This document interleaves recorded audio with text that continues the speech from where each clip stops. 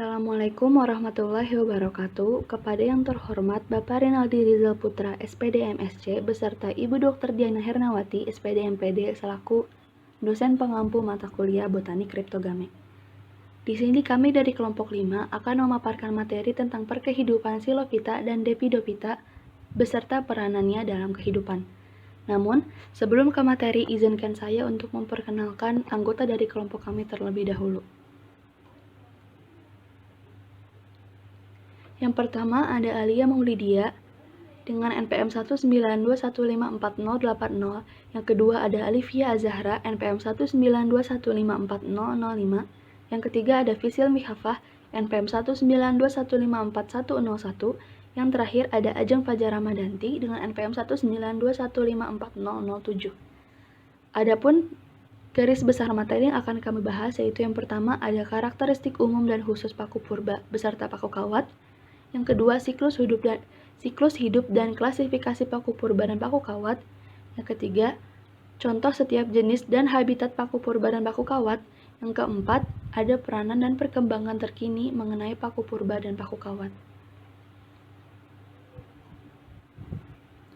Silophyta atau paku purba ini sering disebut pula sebagai paku telanjang karena tidak memiliki daun atau daunnya pun kecil.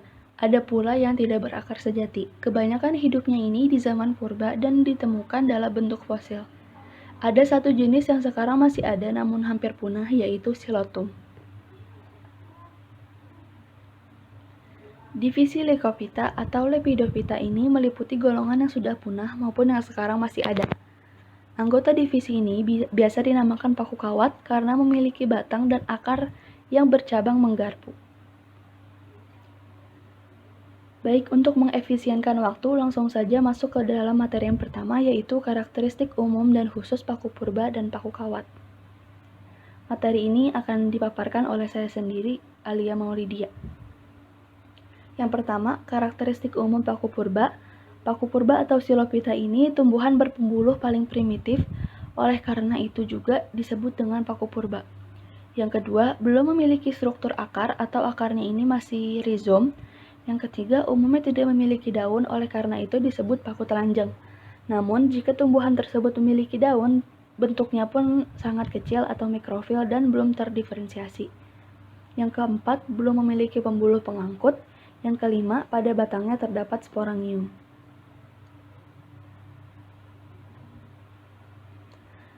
Lalu ada karakteristik khusus paku purba, yaitu yang pertama merupakan tumbuhan berpembuluh atau tracheophyto yang paling sederhana, yaitu memiliki xilem dan floem.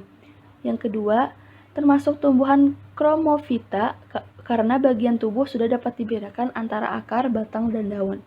Yang ketiga, hidup di tempat lembab dan berjumlah sangat banyak serta dapat hidup secara epifit atau menempel. Dan yang terakhir, tumbuhan paku ada yang mengandung spora dan ada yang tidak. Lalu masuk ke dalam karakteristik umum paku kawat. Yang pertama, berdaun kecil dan tersusun spiral. Yang kedua, sporangium muncul di ketiak daun dan berkumpul membentuk strobilus atau kerucur. Yang ketiga, batangnya seperti kawat. Yang keempat, daunnya kecil atau mikrofil dan tidak bertangkai. Yang kelima, selalu bertulang satu saja. Yang keenam, ada beberapa bangsa yang daun-daunnya memiliki lidah-lidah atau ligula. Yang ketujuh ini, tumbuhan epifit atau tubuhnya ini menumpang dengan tumbuhan lain. Daunnya berbentuk seperti rambut sisik. Beberapa jenis telah menunjukkan diferensiasi menjadi jaringan tiang dan bunga karang. Lalu yang terakhir ini, sporangiumnya terkumpul dalam strobilus. Strobilus ini merupakan kumpulan sporofil yang membentuk struktur kerucut. Lalu karakteristik khusus paku kawat, yang pertama ada sporangium terdapat pada strobilius di ujung batang berupa kerucut seperti konus pada pinus sehingga paku kawat ini disebut dengan pinus tanah. Memiliki akar, batang, dan daun sejati. Yang terakhir tumbuh di hutan hujan dan subtropis.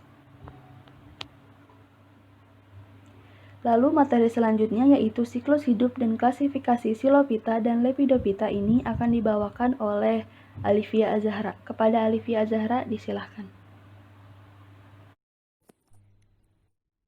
Baik, di sini saya akan menjelaskan mengenai siklus hidup dan klasifikasi dari Psilophyta dan Lepidophyta. Yang pertama mengenai siklus hidup dari tumbuhan paku. Reproduksi dari tumbuhan paku ini terbagi dalam dua fase, yaitu fase vegetatif dan generatif. Reproduksi tumbuhan paku secara vegetatif dengan rizoma dan membentuk spora, sedangkan secara generatif dengan pembentukan gamet. Tumbuhan paku mengalami pergiliran keturunan atau disebut metagenesis, yaitu pergiliran keturunan antara generasi sporofit atau penghasil spora dengan generasi gametofit penghasil gamet. Proses metagenesis tumbuhan paku sebagai berikut. Yang pertama ada fase sporofit. Yang pertama, spora dihasilkan dari kotak spora yang disebut dengan sporangium.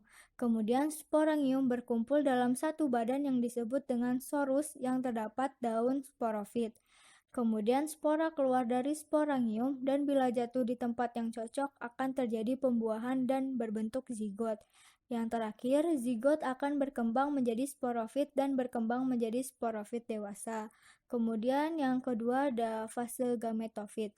Pada generasi gametofit, protarium membentuk antheridium sebagai alat kelamin jantan dan menghasilkan spermatozoa, sedangkan archegonium sebagai alat kelamin betina menghasilkan ovum. Hasil peluburan antara sperma dan ovum menghasilkan zigot yang kemudian tumbuh menjadi tumbuhan paku baru yang memiliki akar, batang, dan daun. Kemudian berdasarkan jenis spora yang dihasilkan, tumbuhan paku dibagi menjadi 3, yaitu paku homospora, paku peralihan, dan paku heterospora. Yang pertama ada paku homospora. Paku jenis ini merupakan jenis yang hanya menghasilkan spora jantan atau spora betina saja. Contohnya pada Lycopodium atau paku kawat. Dapat dilihat ini merupakan skema dari paku homospora. Yang pertama untuk gametofit, spora terjadi mitosis, kemudian protalium dibagi menjadi antheridium dan archegonium. Nah, antheridium menghasilkan spermatozoid, sedangkan archegonium menghasilkan ovum. Kemudian spermatozoid dan ovum ini melebur sehingga terbentuk zigot.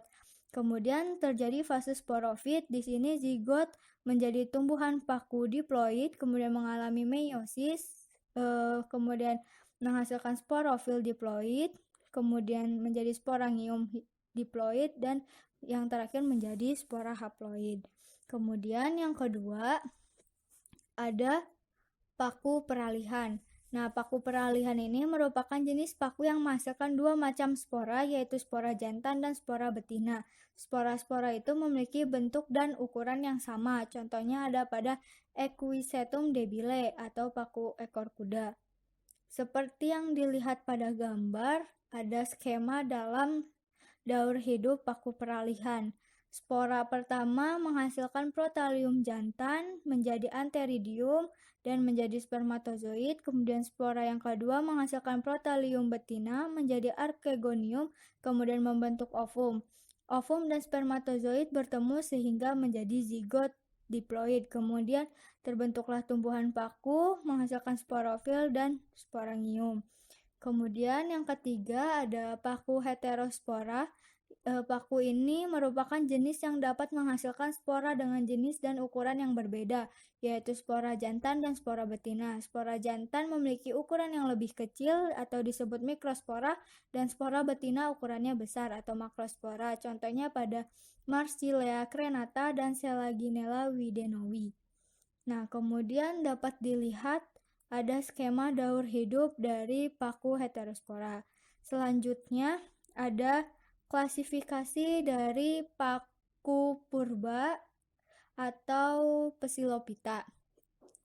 Pada kelas Psilophyta ini terbagi menjadi dua ordo. Yang pertama ada ordo Psilophytales atau disebut paku telanjang, merupakan tumbuhan paku yang paling sederhana, belum berdaun dan belum berakar, batang sudah mempunyai berkas pengangkut, bercabang-cabang dengan sporangium pada ujung cabang. Terdiri dari 3 famili. Yang pertama ada famili Rhinaceae, tinggi kurang lebih 1,5 meter, batang dalam tanah membentuk cabang-cabang menggarpu, tidak berdaun, tidak memiliki akar sejati, hanya ada berupa rhizoid.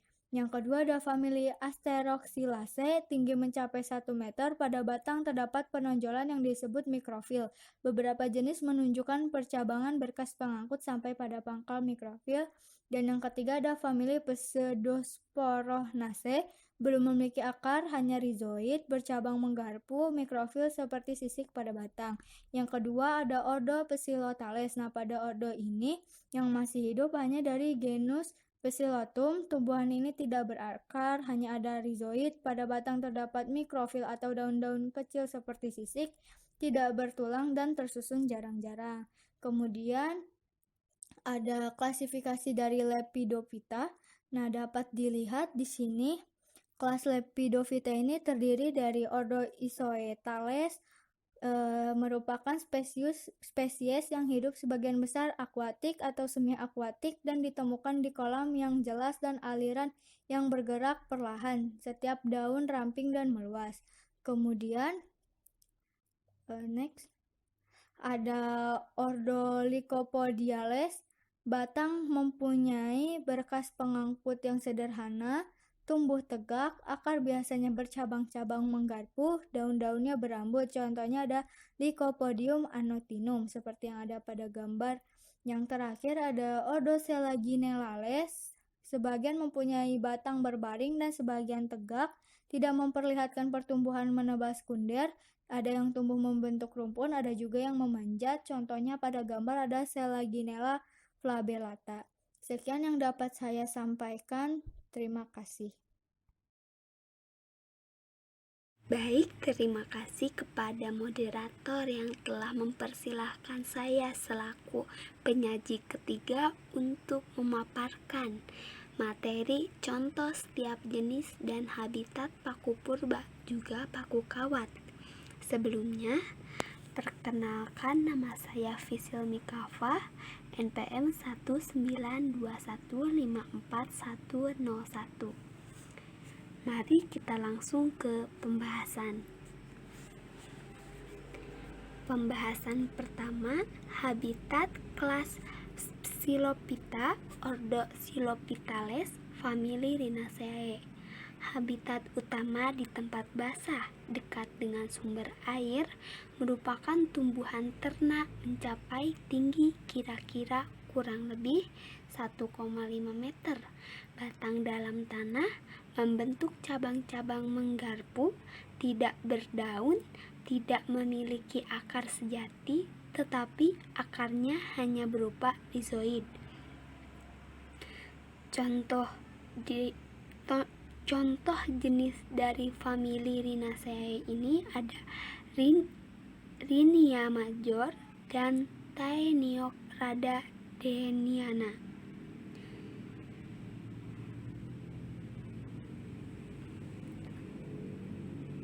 Selanjutnya ada habitat kelas Psilophyta, ordo Psilophytales, famili Asteroxylaceae. Habitat utama di tempat lembab dan basah, ciri-ciri dapat mencapai tinggi 1 meter. Pada batangnya terdapat penonjolan-penonjolan yang disebut mikrofil. Beberapa jenis menunjukkan percabangan berkas pengangkut sampai pada pangkal mikrofil.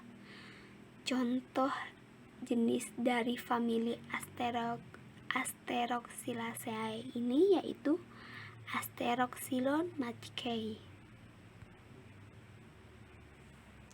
Selanjutnya, habitat kelas Psilophyta, ordo Psilophytales, famili Pseudosporonaceae. Habitat utama di tempat lembab dan basah, ciri-ciri memiliki percabangan menggarpu, sporangium terdapat pada ujung percabangan, percabangan yang melebar yang tidak fertil berguna untuk asimilasi. Contoh jenis ini yaitu ada Pseudosporas. Selanjutnya, habitat kelas Psilophyta, ordo Psilothales, genus Psilothum. Habitat di tempat lembab, di darat atau lereng gunung, berupa ternak kecil, rendah, belum memiliki akar, hanya memiliki rizoid, bercabang menggarpu, mikrofil seperti sisik-sisik pada batang. Protalium telah ada, hanya berukuran beberapa sentimeter saja. Terdapat di daerah Jawa. Contoh jenis dari genus Psilothum ini yaitu ada Psilothum nudum, Psilothum triquetrum, dan Smecipteri thanensis. Nah, pada gambar ada sinangianya, ada scarlet outgrow, stem, dichotomous branching, dan rhizoid. Habitat kelas Lycopodopsida, ordo Isothales. Habitat di tempat lembab, berupa ternak, sebagian hidup pada tanah, sebagian hidup tenggelam dalam air. Batang seperti umbi, jarang sekali bercabang menggarpu. Pada bagian atas batang terdapat daun-daun yang berujung lancip, yang panjangnya mencapai 1 cm. Daun-daun kebanyakan sporofil dengan 1 sprongium. Hanya daun yang letaknya paling dalam yang steril. Daun yang letaknya lebih dalam merupakan mikrosporofil. Contoh jenis di ordo Isothales ini yaitu ada Isothes lacustris, Isothes echinophorum, dan Isothes duvieri. Selanjutnya, habitat kelas Lycopodopsida, ordo Lycopodiales. Habitat di tempat lembab, batang tumbuh tegak atau berbaring dengan berkas pengangkut yang masih sederhana, daun-daun berambut, berbentuk spiral atau jarum dan hanya mempunyai 1 tulang. Sporofil berbentuk segitiga. Protalium berumah 1 dengan alat-alat kelamin terdapat pada bagian apikal. Perkembangan protalium membentuk simbiosis dengan mikoriza. Contoh spesies dari bangsa Lycopodiales adalah Lycopodium kernum dan Lycopodium clavatum. Pada gambar terlihat bahwa bagian atasnya ada strobilus. Di bawahnya ada mikrofil dan di dalam Strobilius ini ada sporofil dan sprongium. Selanjutnya, habitat kelas Lycopodopsida, ordo Selaginellales. Habitat di ketinggian 10 meter sampai 1.500 meter di atas permukaan air laut. Batang tumbuh tegak atau berbaring dengan percabangan menggarpu anisotom serta susunan dorsiventral serta tidak memperlihatkan pertumbuhan sekunder. Ada yang membentuk rumpun dan ada pula yang tumbuh memanjat. Daun kecil tersusun dalam garis spiral atau berhadapan yang tersusun dalam 4 baris. Bersifat heterospora dan rangkaian sporofil terminal. Contoh spesies pada bangsa Selaginellales adalah Selaginella caudate dan Selaginella wildenowii. Pada gambar terlihat bahwa bagian atas ada strobilus, di dalam strobilus ada ligula, dan mikrosporangium. Baik, mungkin sekian dari saya. Saya kembalikan kepada moderator. Baik, saya akan melanjutkan materi mengenai peranan dan perkembangan penelitian terkini terkait Psilophyta dan Lepidophyta. Peranan dari Psilophyta atau paku purba ini yang pertama adalah sebagai bahan baku pembuatan batu bara. Hal ini dikarenakan Psilophyta adalah paku purba yang kebanyakan spesiesnya telah punah dan menjadi fosil, sehingga dimanfaatkan sebagai pembuatan batu bara. Yang kedua adalah spora berminyak pada spesies Psilotum nudum dapat digunakan dalam menghentikan penyakit diare pada bayi. Selain itu juga, Psilotum nudum mengandung flavonoid yang bermanfaat dalam penyembuhan penyakit kronis. Nah, jus herbal dari spesies Psilotum nudum ini juga bisa digunakan sebagai obat sembelit atau obat pencahar. Yang ketiga adalah seperti yang kita ketahui, pada umumnya tanaman paku merupakan tanaman hias yang dimanfaatkan untuk mempercantik lingkungan rumah ataupun tempat lainnya. Yang selanjutnya adalah peranan Lepidophyta atau paku kawat. Yang pertama, peranan Lepidophyta adalah sebagai obat-obatan. Jenis Lepidophyta yang berpotensi digunakan sebagai obat-obatan adalah dari ordo Lycopodiales dan Selaginales. Pada ordo Lycopodiales terdapat Lycopodium clavatum yang dapat mengobati penyakit pada hati, Alzheimer, dan penyakit liver. Sedangkan pada ordo Selaginella terdapat Selaginella sp yang berpotensi dalam penyembuhan luka karena mengandung antibiotik yang tinggi. Kemudian peranan selanjutnya dari Lepidophyta atau paku kawat adalah sebagai tanaman hias dan banyak digunakan sebagai pelengkap pada karangan bunga atau buket. Contoh dari paku kawat ini yang dijadikan sebagai karangan bunga adalah Lycopodium cernum dan Selaginella sp. Selanjutnya mengenai perkembangan penelitian terkini dari jenis paku kawat dan paku purba. Yang pertama adalah Anatomy of Symbiotic Fungal Endophytes in Psilotum nudum. Penelitian ini membahas tentang anatomi dari jamur endofit yang bersimbiosis di Psilotum nudum. Penelitian ini bertujuan untuk mengetahui keberadaan jamur endofit yang mendatangkan manfaat positif pada Psilotum nudum. Jamur endofit adalah kelompok jamur yang sebagian atau seluruh hidupnya berada di dalam jaringan tumbuhan hidup lainnya dan biasanya tidak merugikan pada inangnya. Nah, jamur endofit ini umumnya memproduksi metabolit sekunder yang memiliki aktivitas biologis yang bermanfaat bagi tumbuhan inangnya, seperti senyawa anti kanker, antivirus, dan antibakteri. Perkembangan penelitian selanjutnya adalah efficacy of two traditional use potentized homeopathic medicine, Calcarea carbonica and Lycopodium clavatum, used for treating PCOS patients.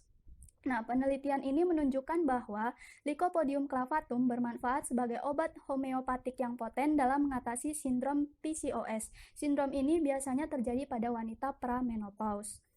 Nah, penelitian selanjutnya adalah anti-proliferative effects of combinational therapy of Lycopodium clavatum and quercetin in colon cancer cells. Nah, penelitian ini menunjukkan bahwa ekstrak Lycopodium clavatum yang dikombinasikan dengan quercetin secara jelas mengurangi pertumbuhan sel dan menyoroti efek potensial keduanya dalam pemusnahan sel kanker di usus besar.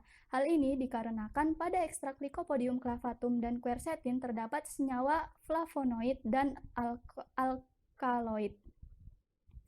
Nah, penelitian selanjutnya adalah mengenai spesies-spesies baru yang ditemukan pada kelas Lycopodiophyta, yaitu pada Selaginella hyalogramma yang ditemukan di Venezuela pada tahun 2017, Selaginella aculeatifolia yang ditemukan di Venezuela juga tetapi pada tahun 2016, Selaginella bomi yang ditemukan di Amerika Selatan pada tahun 2015, Selaginella moraniana yang ditemukan di Amerika Selatan juga tetapi dipubliskan pada tahun 2019, dan Selaginella odisana ditemukan di India pada tahun 2020.